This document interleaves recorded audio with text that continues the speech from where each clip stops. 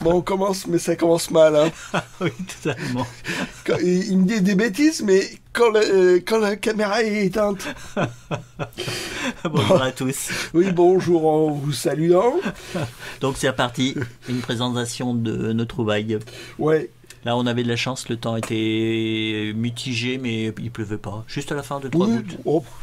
Vraiment 3 gouttes, histoire de mouiller Oui, c'est ça.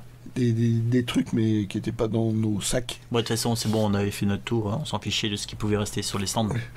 Oui, le reste il pouvait pleuvoir dessus. Voilà, c'est ça. Ça pouvait détruire les boîtes de mécano des années 30.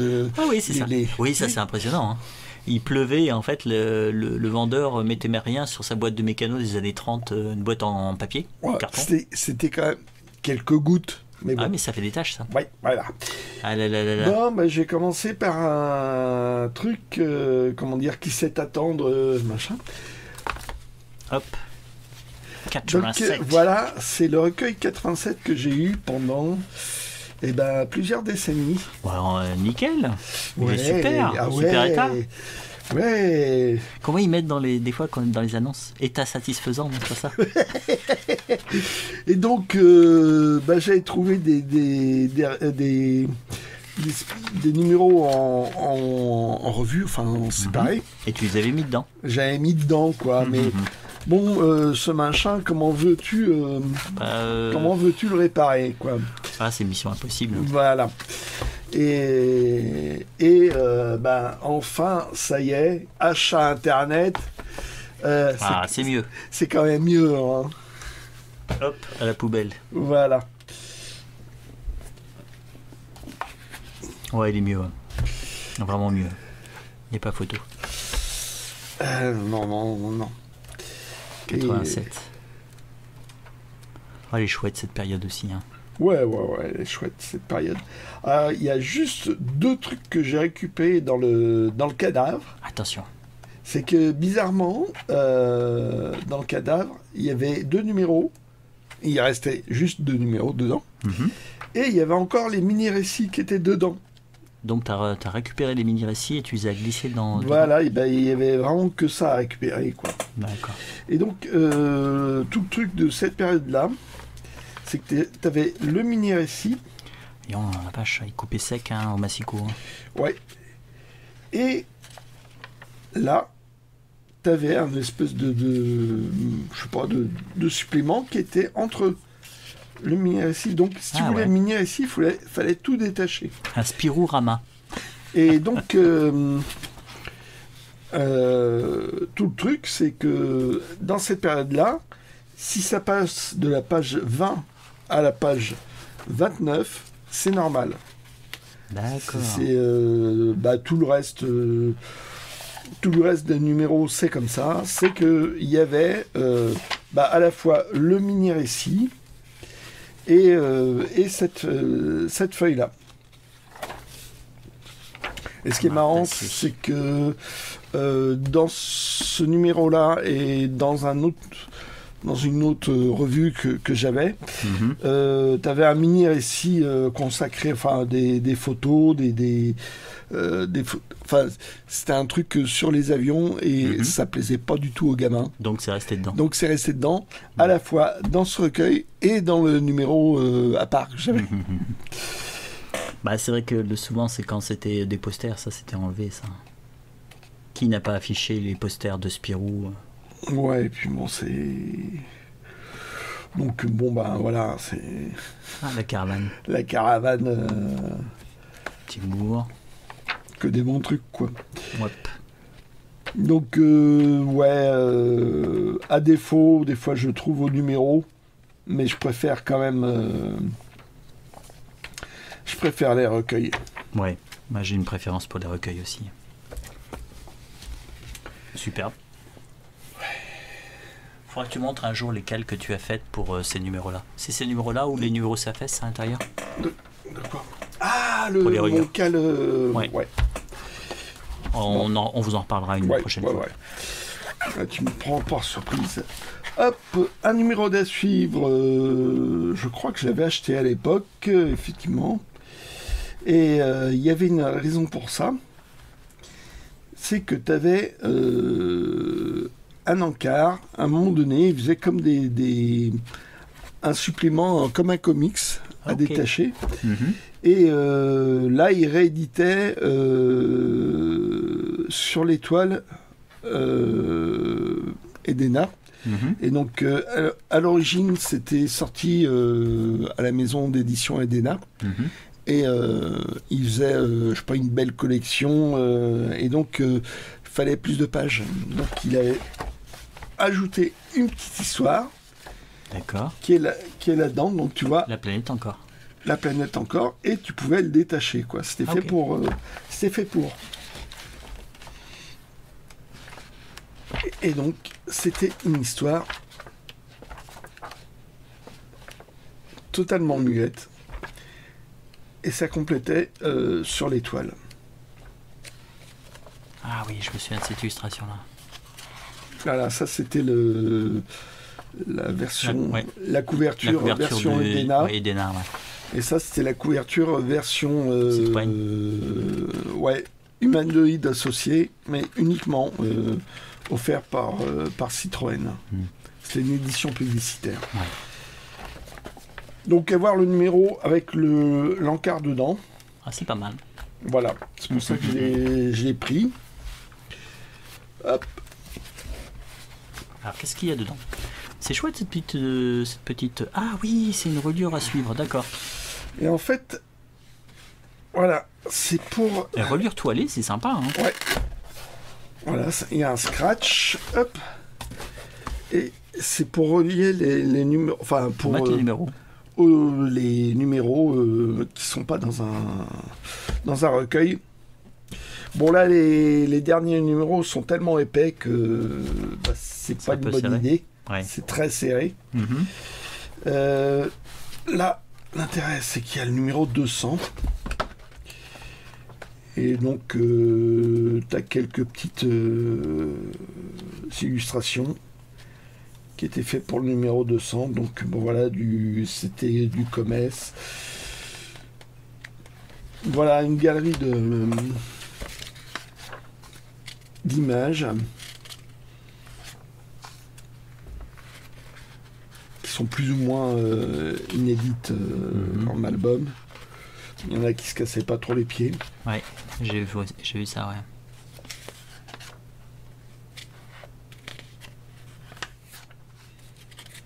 Tu peux deviner facilement qu'il y en a certains, ils avaient recyclé ça. Oui. Hop. Voilà, après c'est quelques numéros. D'accord. Et bon, c'est tellement épais que les autres, ça les abîmait plus qu'autre chose. Oui, c'est ça. Donc je trouvais ça rigolo d'avoir un recueil comme ça. Mais oui, c'est toilé, c'est de qualité quand même. Hein. Ah oui, oui. Hop. On sait que choisir. Hop. Oui. Alors, un bouquin fait par Patti Smith. Tu l'as acheté plutôt vers la fin, ça aussi, si je me souviens bien. Oui. Lors du deuxième tour. Voilà, donc c'est plus ou moins une autobiographie avec David Matherport. D'accord. J'arriverai pas à le dire. Un photographe. Ah, ok. Où ils atterrissent près du CBGB.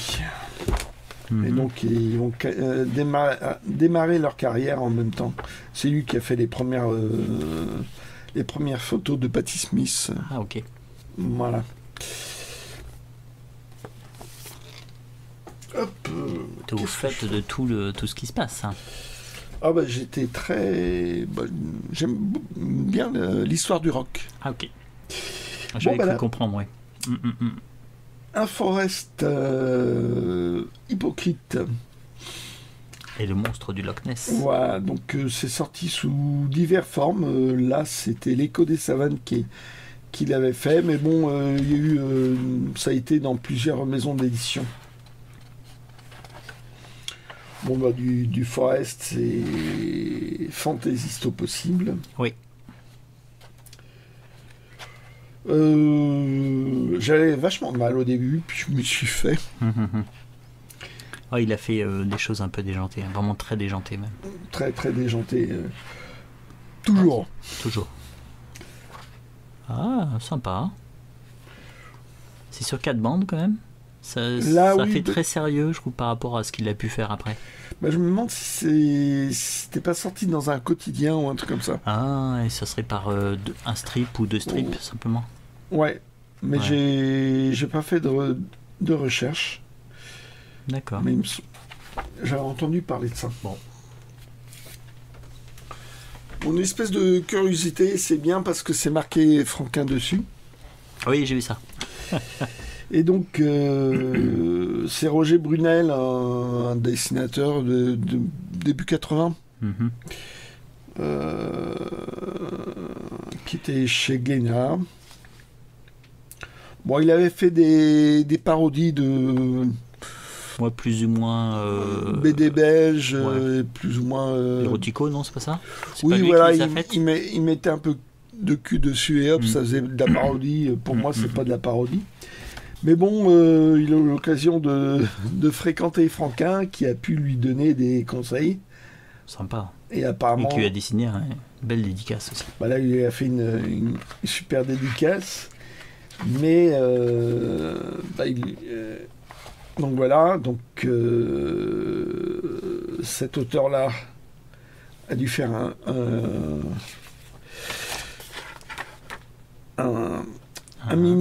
un récit complet dans ce numéro de Spirou.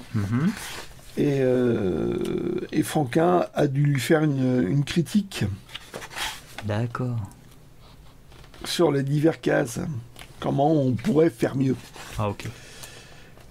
Et donc, il lui a fait plein de croquis, de machins plus ou moins aboutis. Enfin bon. Ah, c'est pour ça qu'ils ont appelé ça la leçon de Franquin. Okay. Ouais, tu vois, ça c'est Franquin, tu vois. Ouais, ah, effectivement. Mais c'est fou parce qu'il a vraiment pris son temps pour lui expliquer, il a tout repris, quoi. Et il n'était pas avare en conseil, Franquin. Impressionnant, hein. Regarde ça là, ça c'est beau. Ah oui, c'est vrai que c'est... La version Franquin. Ouais. Il y a plus de pêche, hein.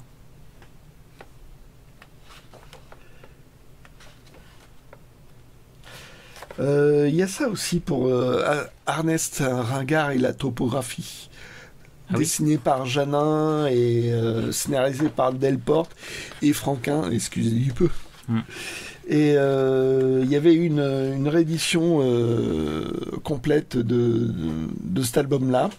Et en fin d'album, tu avais tous les croquis que Franquin avait fait. Ah oui, c'est vrai qu'il y a beaucoup plus d'énergie, hein. C'est que Franquin avait quand même un sacré savoir-faire, quoi. Ouais.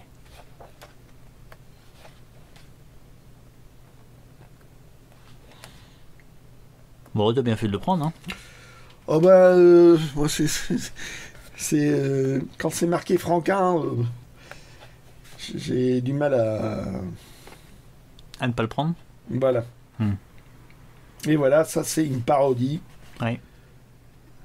Fait par justement Roger Brunel, pardon.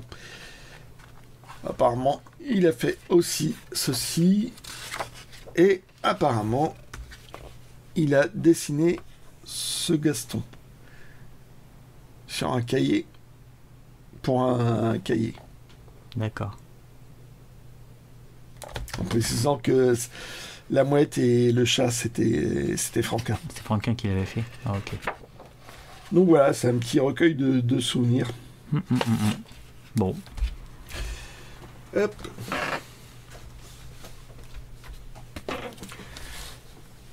Alors, Gilles Georges. J'avais trouvé le premier en assez mauvais état. Voilà le deuxième. Alors, c'est un exemplaire de bibliothèque, plus ou moins bibliothèque. Ouais, on voit la cote là sur le dos. Mais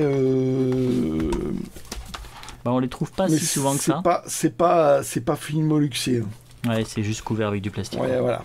Donc je crois que c'était dans un lycée ou un truc comme ça. Ouais, c'est ça.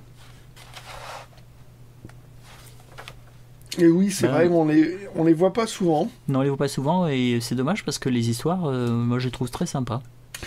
Ouais, mais c'est pas mirobolant quand même. Moi, j'aime bien. Il y a une histoire, en fait, je trouve que ça préfigure beaucoup... La planète des chats. Voilà.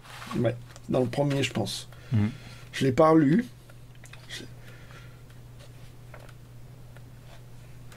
Donc voilà, du Westerlin. Westerlin. Ah, ça, c'est le... Ouais. Est-ce qu'on dit Westerlin ou Westerlin? Ah ouais, ça faudrait que les Belges nous le disent. S'il y a un Belge qui écoute ça, qui nous le dise. Parce que déjà que je sais que Schuiten, ça se prononce Schuiten. Oui, ça, oui, tu peux. Ouais, c'est toi qui me l'as appris. La machine perplexe aussi, oui. Et à l'intérieur, on voit la publicité. Ouais, c'était le premier tome. Et il y a eu un troisième tome, et puis c'est tout. Voilà. Hop. Et c'est Okapi, alors c'est... Okapi, je pense qu'il devait vraiment pas rééditer et puis faire sortir des petits tirages. Ouais. Alors ça, je l'ai pris, j'ai hésité. Parce que Flock, j'aime bien, mais j'en suis pas fou. Là, c'était pour... j'en reviens, c'est un truc promotionnel. Oui, c'est ça. Promotionnel pour le département, oui. Pour le département du Var. Mais c'est la forme qui est sympa. Voilà, c'est qu'ils m'ont fait sous... dont vous êtes le héros, quoi. Voilà. Et donc, ouais, ça se présente vraiment comme ça, quoi. Mais c'est rigolo, hein. Oh, puis t'as quand même les illustrations de Flock. Si, t'as bien fait de le prendre. Hein. Oh, oui. Bon, le prochain est pour moi.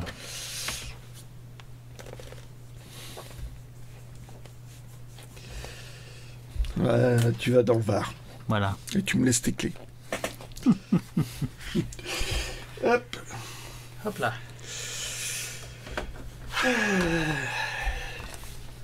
La traversée du désert. Ah, j'ai commencé à le lire. Alors en fait, j'ai envie de dire, le propos est très simple. Ah oui. J'en garde pas un super souvenir. Je considérais pas ça comme un des meilleurs. Et en fait, c'est simplement... ils se font prendre en otage par deux évadés. Ouais. Et il y a une histoire avec la radio. La radio, et on a beau lui taper dessus, elle est indestructible ou un truc comme ça. C'est plus pour sur un jeu des dialogues, quoi. Oui, ça, les dialogues font toujours. Voilà, il a vraiment basé sur le plaisir de faire des dialogues alambiqués, en poulet, en voiture, voilà, quoi. Ouais. Voilà, on voit très régulièrement la radio qui est explosée. Qui est explosée, mais... Ah, voilà, apparemment. Ah, non, je sais pas. Si, parce qu'elle marche après. D'accord. Alors, c'est fini pour les CD? Non, c'est fini pour les livres, on passe au CD. Ouais. Ah, Marilyn Manson. Un Marilyn Manson... pour moi, il y a un côté grand guignol, point de vue look, point de vue... Ah ouais. Voilà. Ah ouais, c'est barré. Hein. Moi, c'est la musique qui m'intéresse. Ma foi, ouais, j'aime bien. Dire de plus. Voilà, mais le côté satanique, le côté machin, c'est pas... Non, c'est pas ta tasse de thé. Non. Mais la musique, ça va. Ah, ok. Hop. Floyd, Middle. Qu'est-ce que c'est comme album? C'est le deuxième album. Ah, A Source Full of Secrets. Voilà. Avec une chanson faite par Syd Barrett. Parce que déjà, il était barré. Il était Barrett? Barrett était barré, ouais. Ils ont dû... une petite pochette, sympa ça. Ouais. Là, pareil, pochette en... Comment ça s'appelle? Cartonné. En digipack. C'est ça. Digipack, c'est en fait quand tu as une partie en plastique avec rigide avec la pâquerette. Ah d'accord, ok. Je mettrais pochette cartonné. Pochette cartonnée. Voilà, je crois que je crois que c'est plutôt ça. Alors, il y a eu, je sais pas combien d'éditions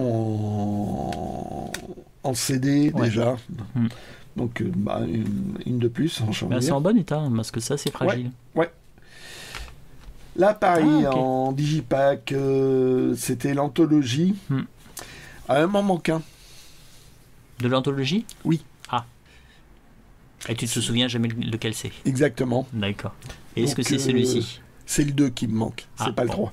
Bon, mais bon, pas de chance. J'avais pas en digipack.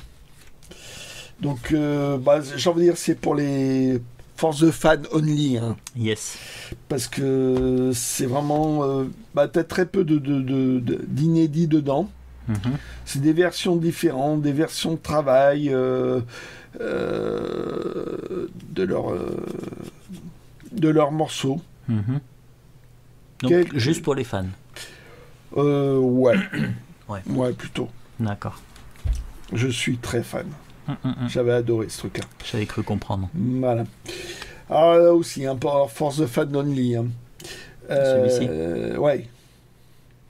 En fait, dans cet album-là, Paul McCartney reprend les morceaux que jouaient ses parents. Parce qu'ils étaient musiciens. D'accord.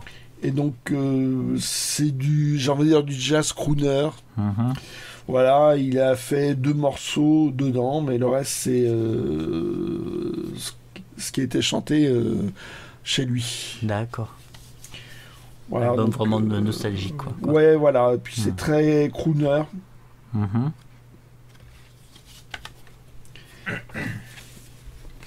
Et pour terminer en CD, Johnny Winter. J'en vois pas souvent. Le mec en avait plusieurs, mais je crois que le reste c'était Johnny Winter. Il y a eu beaucoup un peu comme Jimi Hendrix. Des trucs qui sont sortis. Des machins. Il a eu une carrière, une première carrière underground, j'ai envie de dire, où il a mis du temps à percer. Donc plein de fonds de tiroir, machin. Donc je me suis tenu aux albums. Donc il y avait celui-là. Ah, je savais pas que tu aimais Johnny Winter. Oh, j'écoutais ça quand j'étais gamin. Ah, ok. Il y a un live, Johnny Winter live, où il reprend Jumping Jack Flash, mais alors, waouh, c'est un des rares lives que je trouve génial. Donc, oui. Puis bon, il y a une voix, bon guitariste, quoi. Donc, voilà. Ok, donc ça, c'est la phase CD. C'est la phase CD. Et j'ai passé la phase 45 tours. Oui, là. Et là, c'est un lot. Oui. Et chose incroyable, ils étaient pas chers. Oui, c'est étonnant ça. C'est vrai qu'on s'est posé la question quand ça sait qu'ils sont encore là. Pourquoi ils sont pas partis déjà? Parce qu'il y avait pas mal de chineurs qui tournaient en même temps que nous. Ouais. Et il me semble que je l'avais vu la semaine d'avant, mais je pensais que c'était des tarifs prohibitifs. Enfin, peut-être que tout le monde avait réagi comme toi. Ou alors, ils les avaient pas. Les 45, non, mais les 45 tours, les gens aiment bien les 33, et j'ai l'impression que les 45 tours sont délaissés. Donc voilà, donc Easy Beats, voilà, c'est Friday on My Mind, une super chanson. Ah ok, oui, je crois savoir quel morceau c'est. Voilà. Alors ça, j'avais eu le Mitch Ryder. Alors ça, faut vraiment savoir que ça existe. Moi, j'ai su que ça existait, Mitch Ryder. Ça fait de la soul par un blanc. J'avais eu le 4 titres à un moment donné. C'était pas mal. Le 4 titres, j'ai changé contre un 45 tours des Beatles parce que je préfère les Beatles. Et il aime bien les Beatles. Et là, je me suis dit, ça doit être une édition US. Voilà. Okay. Le label est sympa, mais ce qui est encore plus sympa, c'est le petit mot. Escale d'Édimbourg, 15 mai 1970, lors du 2e passage de la matinée au Wings. Wimpy, ou je sais pas, de Frederick Street. Je trouvais ça sympa comme petit truc. C'est rigolo, quoi. Voilà. Et donc il vient d'Édimbourg. Edinburgh. Voilà. Sauf que c'est un pressage US. Ah, bon. Voilà. Hop, Loving Spoonful, 4 titres. Le morceau, j'ai envie de dire, le plus connu.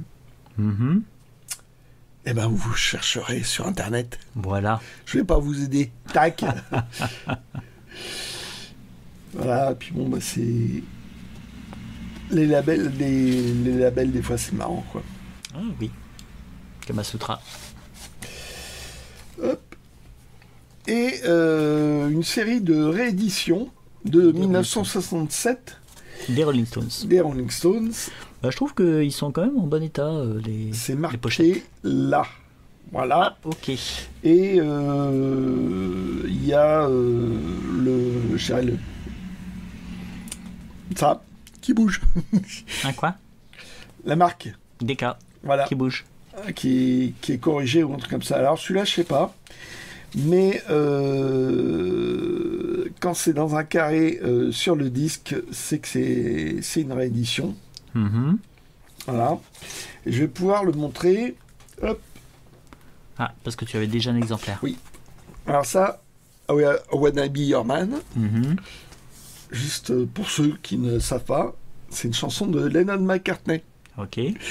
Parce que, ils voulaient démarrer, les Rolling Stones, ils n'arrivaient pas à avoir un 45 tours qui marche. Ils ont demandé, et voilà, puis ils ont demandé à Lennon McCartney. Mm-hmm. Ils l'auront fait. Sympa. Oui, ils les connaissaient.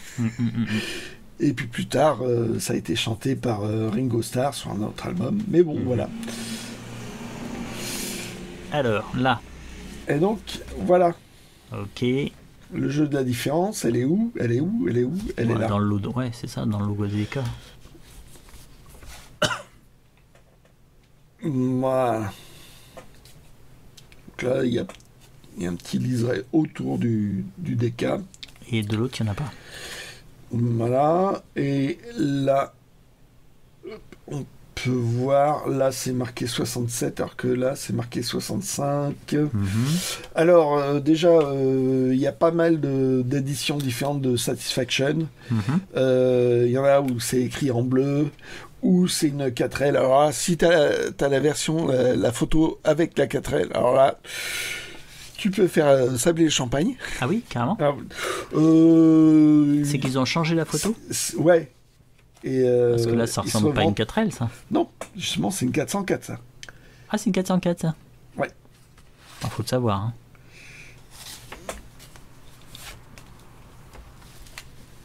Et voilà, tu vois, le logo, il a changé. Ah oui, ok.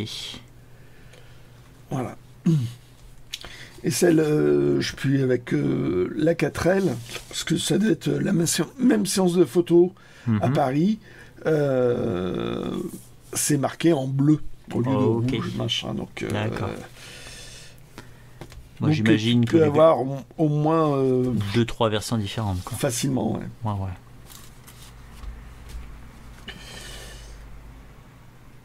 Bon, ça, c'est We Love You, c'est très psychédélique. Ah, ok. Elle est chouette. Donc là, c'est... toujours 67 ? C'est du 2 titres. Oui, là, oui. Ok. Du 2 titres, encore avec une pochette rigide. Alors, qu'est-ce qui a marqué ? D'après moi, c'est... Dieu, si je ne suis pas... Yéyé, mais c'est un des meilleurs. Un truc comme ça. Ouais, souvenir. Un des meilleurs souvenirs. Ouais. Bon, cool. Eric Burdon. Eric Burdon avec les Animals, mais je crois que c'est plus du tout les Animals d'origine. Et c'est sa période San Francisco que j'aime bien, presque mieux. Un côté un peu psychédélique, un début baba. Et donc, ces pochettes papier... qui sont super fragiles. Voilà. Bon, elle a vécu, mais elle est toujours là. Barclay. Encore des Rolling Stones. T'en avais combien de Rolling Stones dans le lot? Ouais, pas mal. Hein. Donc, ça, c'est une réédition. Toujours de 67? Ouais. Ok. Mais le logo... le logo est ancien, je sais pas trop. Mais c'est bien marqué 67 là. Hop. Toujours la 4L. Ça, c'est pas une réédition. Non, la 404. Et donc, Time is on my side. Tu as acheté... Ah, c'est que tu avais deux versions dans le lot que tu as acheté? Non, c'est qu'ils avaient qu'une photo. Ah, ok, d'accord. Ils ont réutilisé la photo, sauf que là, la photo est pleine... Ouais. Ils sont pas ennuyés, on va dire. Les pochettes françaises avaient le mérite d'exister, mais des fois, ils n'avaient pas beaucoup de photos, donc ils faisaient avec ce qu'ils avaient. D'accord. Et pour terminer, Brown Sugar, donc au moment de Sticky Fingers, et c'est là que moi, mon intérêt pour les Stones s'arrête. D'accord. C'est, j'ai envie de dire, moi, c'est surtout la période de Brian Jones que tu préfères. Après, j'accroche plus vraiment, même s'il y a quelques titres qui sont bien chouettes. Ok. Et puis, je vais terminer par un cadeau. Un super cadeau. Excusez du peu. Oh, c'est un petit cadeau. Monsieur Chou les modestes.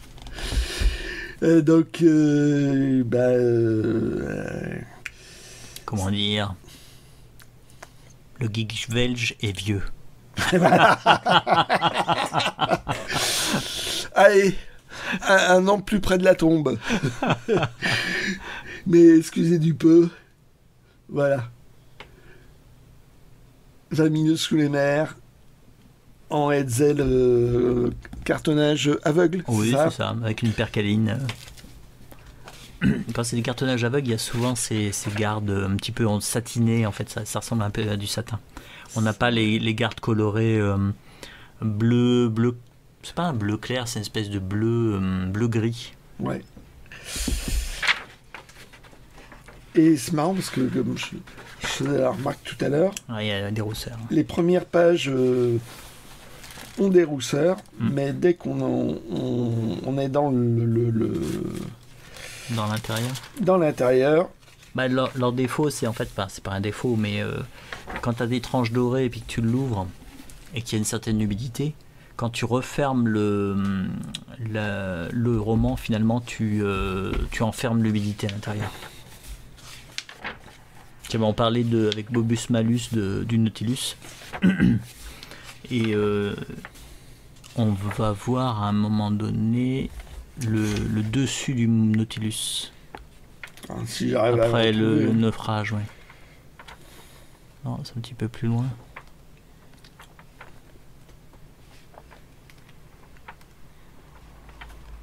Voilà, donc surprise. On le voit, on a peut-être passé la page. Non, on a dû passer la page. Ouais. Enfin bon, il ressemble pas à celui de Disney. Mais celui de Disney est super beau. Si là. Tiens, regarde, tu vois. Il ressemble beaucoup en plus à une sorte de cigare. Avec juste un petit truc. Un tout petit kiosque. Ouais. Ce qui, quelque part, est plus proche de la réalité, quoi. Oui, de ce qui se faisait à l'époque. Et des sous-marins actuels. Et donc, ça a dû être un brochet qui a été relié. Oui, il y a de fortes chances. Ouais. Reliure, donc les tranches ne sont pas dorées, ce sont deux aventures simples. Oui, voilà, pas dorées. Voilà. Donc, les tribulations d'un Chinois en Chine, et suivi des 500 millions de la Begum.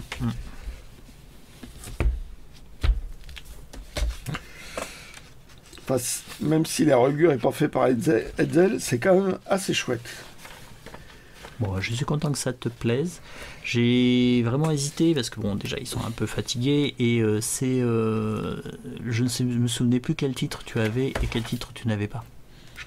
Alors les Tribulations d'un Chinois en Chine, ça a été adapté en film avec Belmondo, mais ils ont pris beaucoup de liberté. Mais il y a un côté très sympa dans la version du film. C'est De Broca, je crois. Ça doit être De Broca qui l'a fait. Et il y a des passages, il y a un côté très Tintin dans le De Broca. Bon, déjà il y a Belmondo, donc en fait il en fait des caisses, mais c'est très sympathique. Si vous ne connaissez pas le film, je vous conseille de le voir. Si vous aimez un peu ce style, un peu le côté un peu déjanté qu'il pouvait y avoir dans L'Homme de Rio, les Tribulations d'un Chinois en Chine, ça va vous plaire. C'est que j'ai rencontré des jeunes qui ne connaissaient pas L'Homme de Rio quand même. Moi, une fois, je parlais de David Bowie, on m'a fait David qui. Voilà. Donc, oui. Notre culture n'est pas universelle. Oui, on n'a pas la même culture que les personnes qui ont 15-20 ans, c'est normal. Donc, voilà pour moi. Ok, d'accord. Ah oui, la suite, donc c'est 500 millions de la Bégomme. Donc un scénario de Laurie, dont j'ai parlé la semaine dernière. Exactement. Hop, c'est parti ?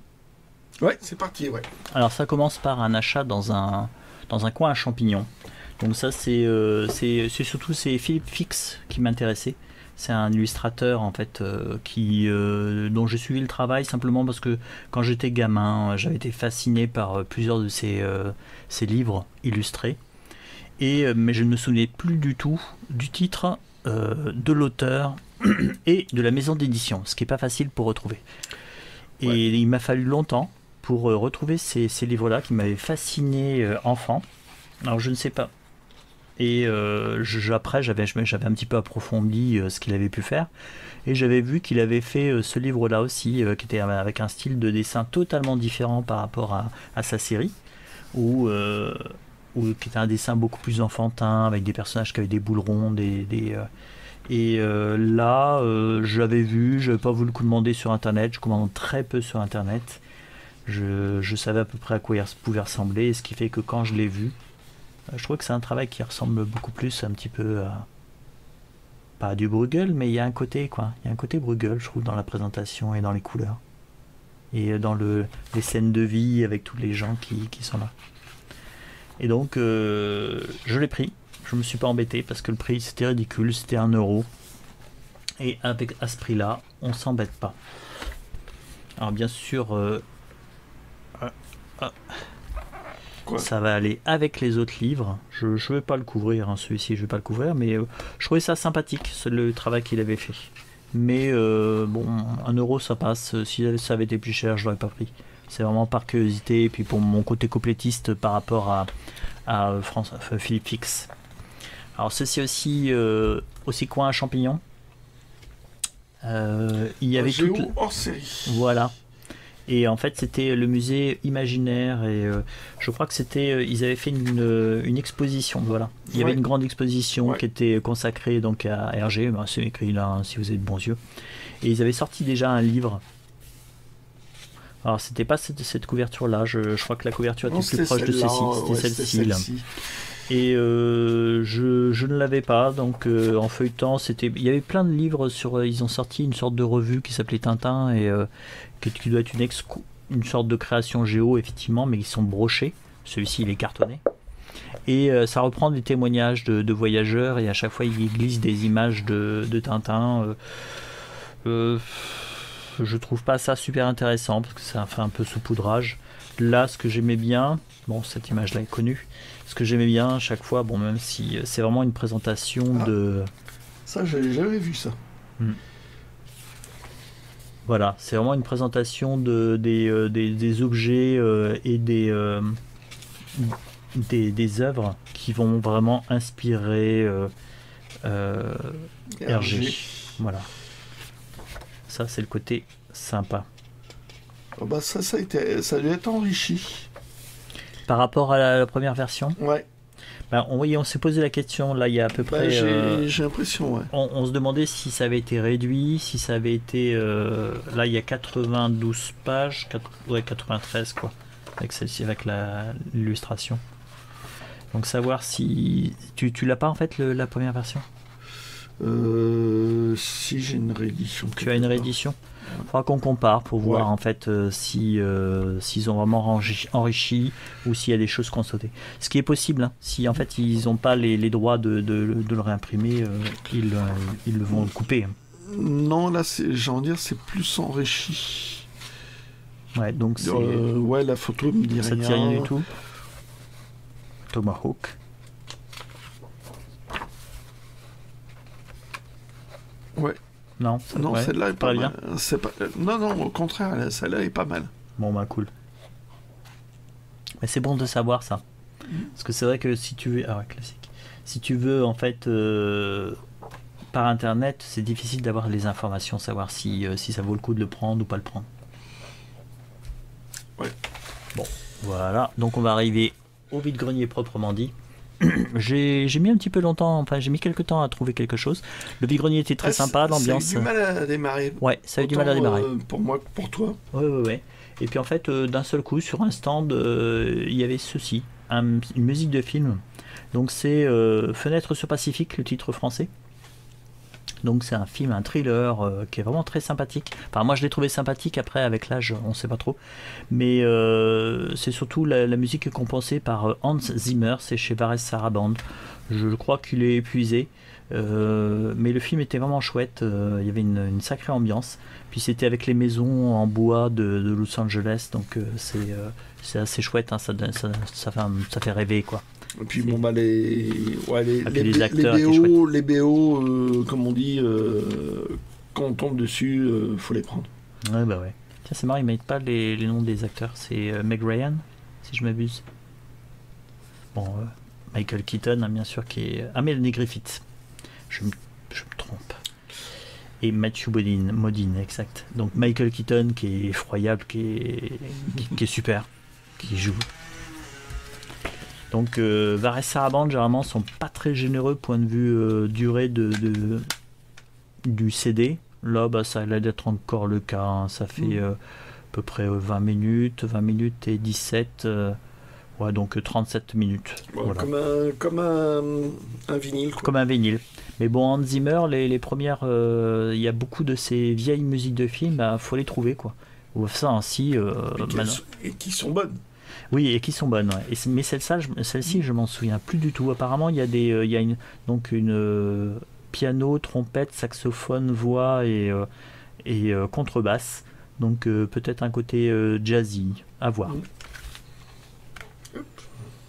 Alors, deuxième musique de film, bah celle-là tu l'avais déjà, c'est James Horner Avatar. La personne en fait nous a précisé, elle avait mis un scotch parce qu'elle disait qu'elle s'était fait voler des CD. Déjà, je comprends parfaitement qu'on puisse leur en voler parce qu'en fait, ils avaient une grosse tendance à nous tourner le dos.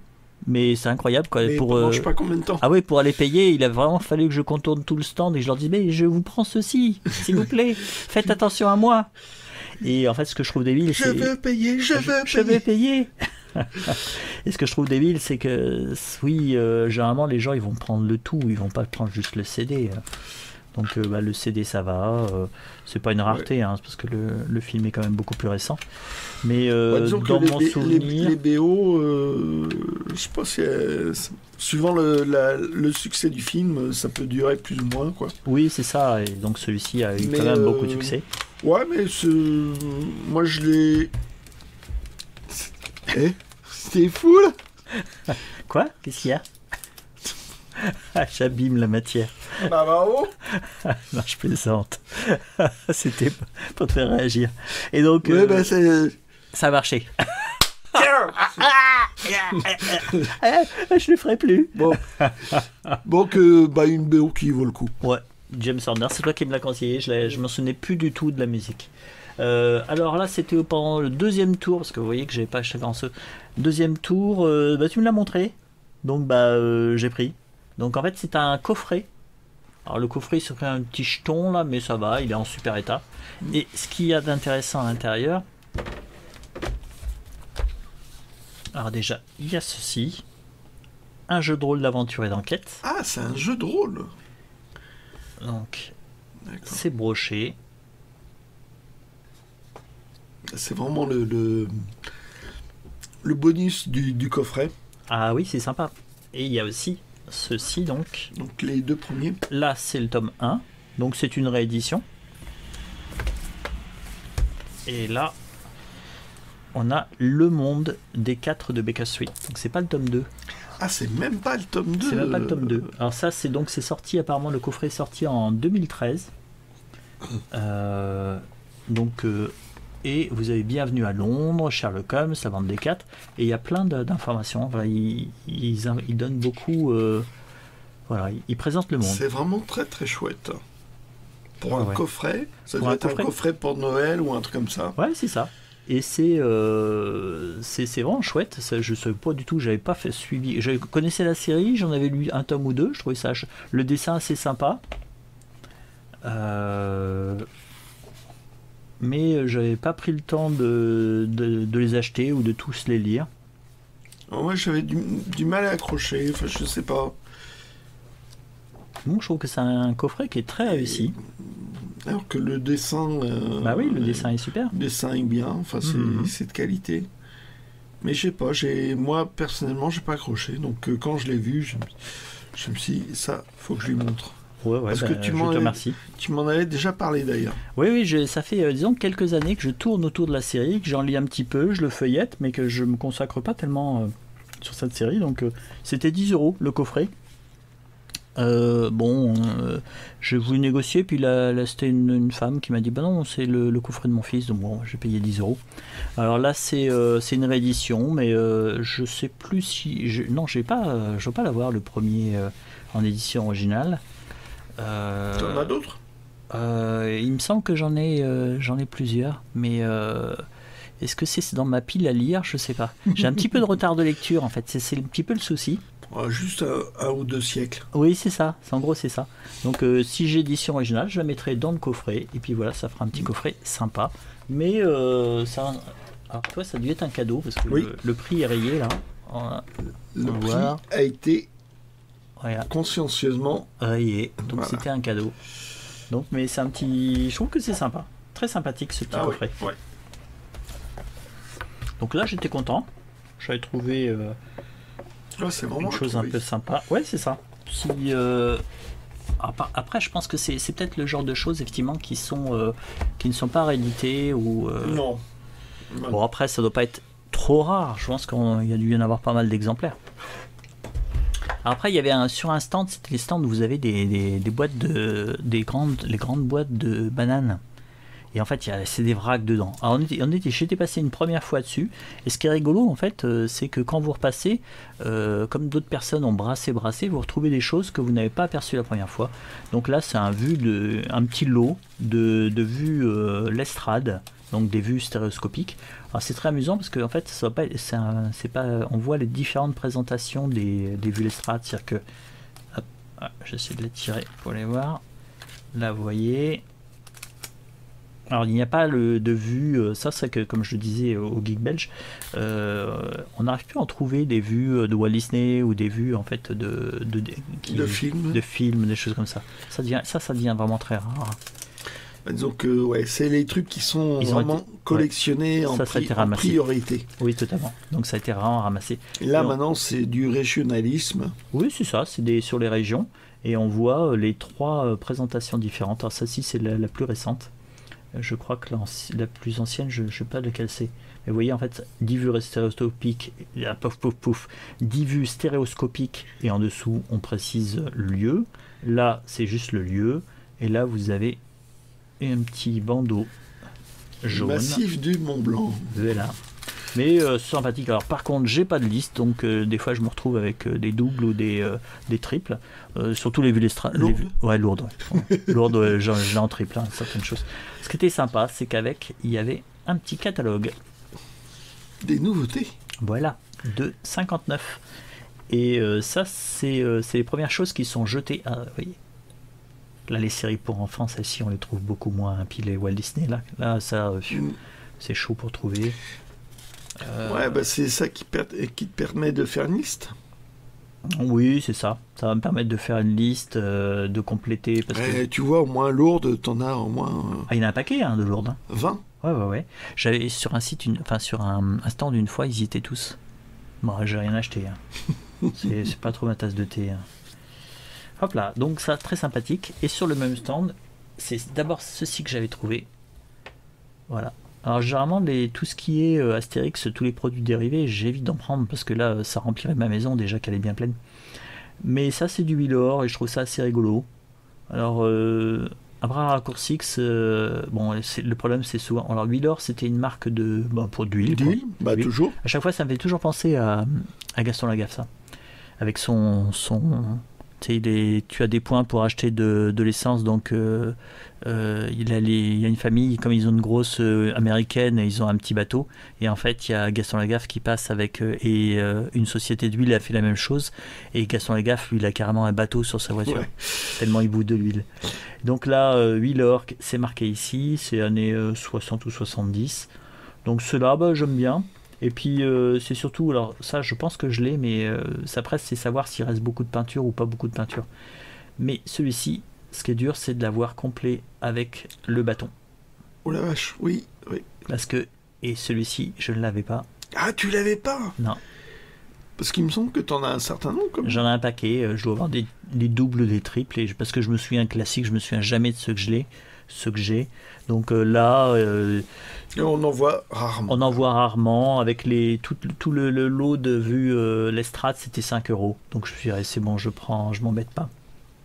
D'ailleurs, t'as vu le look du gars? Oh, c'était parfait. C'était parfait. Ouais. Il était vraiment. En plus, il était sympa sur le stand. Oui. Elle était avec un kéfier. Oui, c'est ça. Un couvre-chef un petit peu oriental. Dans OSS 117, il y a Dujardin qui a ça. Ouais. Quand il chante la chanson, sa version arabe de Bambino. Ah.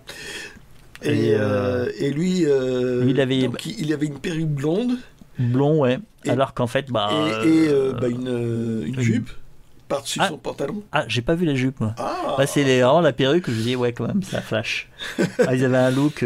Ah oui, ils s'amusaient bien. Ouais. Mais c'était sympa ce vide-grenier. Par contre, quand on est sorti, t'as vu la queue, sans mentir, je suis pas de Marseille. Les gens qui attendaient pour rentrer sur le vide-grenier, donc on a terminé, il était 11h. 30 mètres. Ouais. 30 mètres. C'est impressionnant. Ça, c'est fou. Voilà. Donc, c'était les achats de ce dimanche. Donc, sympathique. Ouais, vraiment très sympathique. Très sympa, ce vide-grenier. Et puis, comme quoi, ça valait vraiment la peine d'y retourner. C'est en train de démentir parce que c'est vrai qu'à chaque fois qu'on y va, je trouve qu'il y a des choses sympas. On se dit, sur celui-là, c'est une fois sur deux, c'est pas... Voilà, une fois c'est super, et puis une fois c'est pas génial, et là, 2 fois, ça va. Bon. Là, la première fois était super chouette, la dernière fois, et cette fois-ci, c'était bien. Donc, voilà, on est en dessous d'une heure, donc ça va. On a été sobre. On va vous souhaiter une bonne semaine. Ouais. Et puis, dimanche prochain, c'est encore... il est gros sur dimanche prochain. Ouais, faut voir s'il est bien. Ouais. Il est quantitatif. Est-ce qu'il sera qualitatif?